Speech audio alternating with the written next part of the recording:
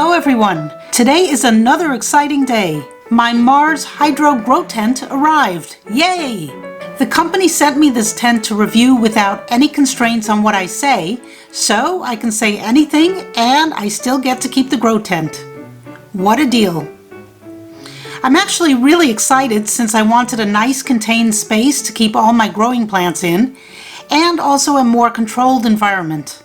The inside of the tent is super reflective, so this also optimizes the light I'm using, which is a Mars Hydro light. More about that in another video. This video is about the grow tent. So here's the box it came in, and right on top was the user's manual for all the different models they sell. This tent is a 2-foot by 4-foot tent. They have a variety of sizes you can choose from. The instructions are not great, but then again, it's not rocket science. It was actually easy to set this up, and I didn't recruit any family members to help me. I was able to set the whole thing up all by myself. But it would have been easier and probably more fun if I had a helper. So, following the instructions, step 1, set up the tent frame according to alphabetical order. All the pieces are labeled. Step 2, place the tent frame horizontally.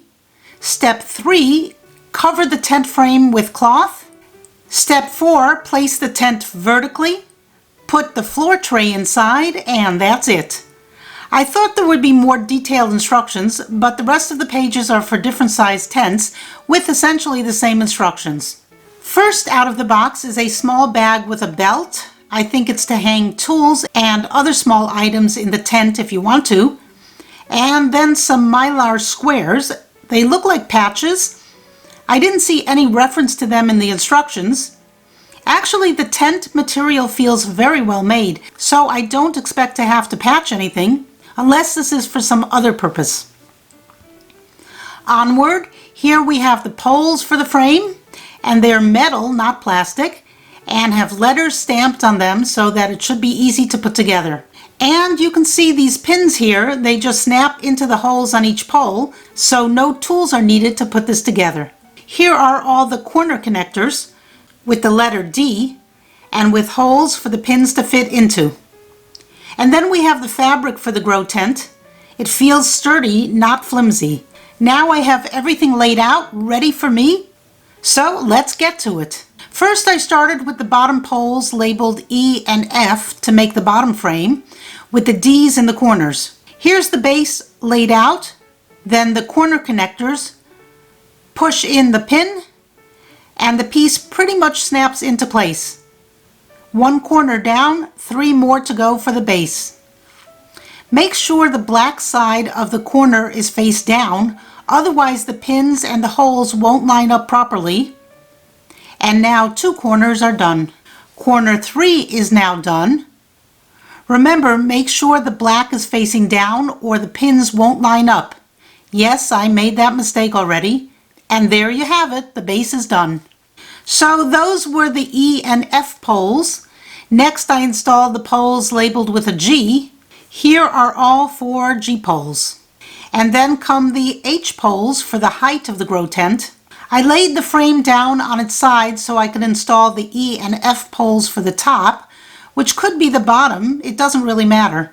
And then I sat the frame with the foodie tower inside, first to see if it would fit, and then I also thought it would be a good idea to have it in there already before I put the canvas around the frame.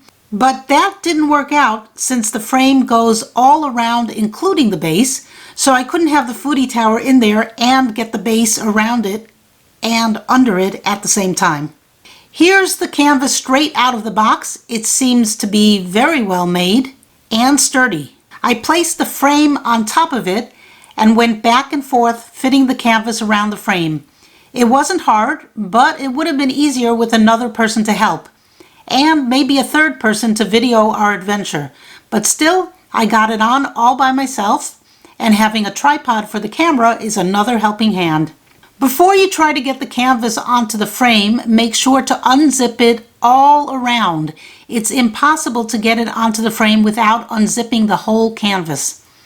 I started with the easiest part first, the bottom of the frame. Then I went all around fitting the canvas around each of the corners, and there you have it. It's still on its side, and I couldn't have done it with the foodie tower in it. This was the only way to get the canvas all around the frame. This extra piece here is called the floor tray. It's an extra piece of mylar that's waterproof, and it sits at the bottom of the grow tent.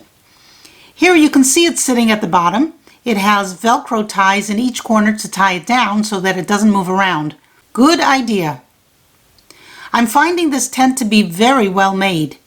When I was pulling the canvas around the frame, I got kind of rough with it, but it didn't rip. It's pretty tough canvas material.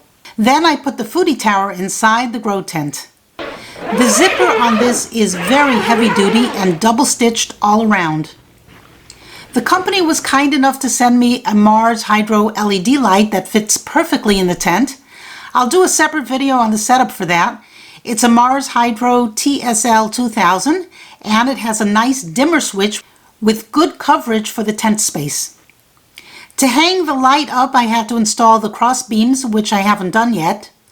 The cross beams probably give the frame extra support as well. Here you can see the tent setup with the Mars Hydro light installed, and for that I did need a helper since it's hard to hold up the light and clip it on at the same time. You really need two people for that. At least I did. Here's the foodie tower basking in the Mars Hydro light. It's mid-September now, so the growing season will be ending soon here in Zone 6, and the temperatures are already dipping. So I decided to take some of my plants from the deck and move them into the grow tent. Here you can see a jalapeno pepper plant as well as some Tiny Tim tomatoes. This tent has a lot of features. It has this peak window as well as lots of ventilation windows and ducts for attaching fans and filters if you want to. You can see how the plants are thriving in this environment, and it's nice and self-contained. Unfortunately, I had a fungus gnat invasion, probably because of the soil plants, but with this self-contained grow tent, the gnats stay in the tent, and hopefully the yellow sticky traps will catch them all. I also watered the soil with BTI to prevent more gnats, but as long as the tent is zipped up, the gnats shouldn't be able to escape to the rest of the house. I plan to follow both the foodie tower and the other plants growing in here over the next several videos, as well as testing the pH and using the TDS meter that came with the foodie tower. I hope you enjoyed this video, and thank you for watching. Bye!